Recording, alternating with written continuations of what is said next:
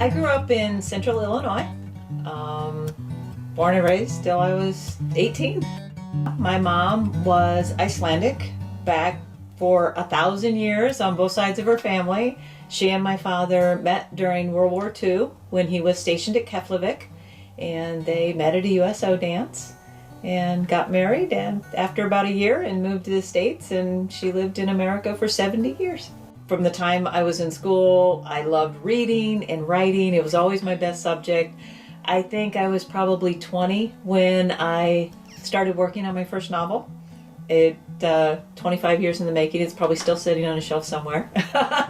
My first children's book was actually inspired by a book my mom did. She decided to write her memoirs of growing up in Iceland, and it covered from the time she was 10 to the time she was 18 years old. And after everyone read it, we're looking at this going like, wow, these are stories of hidden people and a monster worm and the trolls of Christmas. What, there's no Santa Claus in Iceland? And I was just really captivated by that. I love every genre of writing. I started out in children's books. I wrote a couple that were more picture books. And I just love the mythology so much. I went on to something that was a collection of folklore, a bunch of short stories for older readers, and then did a cookbook in conjunction with my mom, and then moved on to novels. And now this newest book, On With the Butter, is a reflection of more the mindset and the philosophy of Scandinavia and Icelandic culture.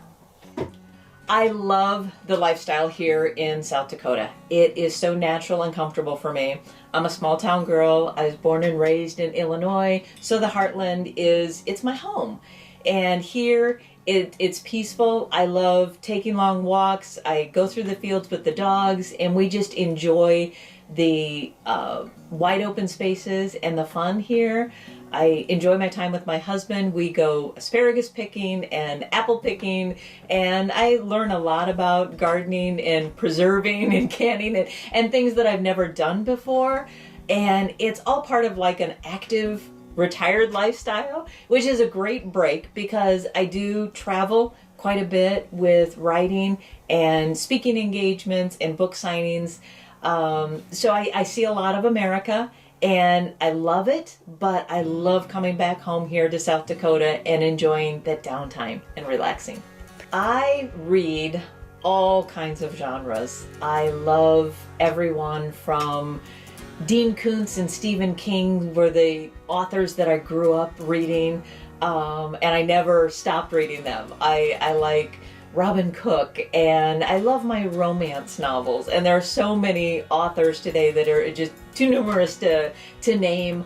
And the new up-and-coming ones at different festivals. I've met so many wonderful new authors and novelists, and I make sure to always buy their books, and there are so many new ones that I really enjoy that, I can't remember the last time I read a bad book. For up-and-coming writers, I would definitely recommend find a tribe. Find people to support your efforts, and it's probably going to be other writers, other people who understand the process you go through. You want to find people to critique you honestly, give you good feedback. Friends and family are great, but many of them say, "Oh, you're wonderful."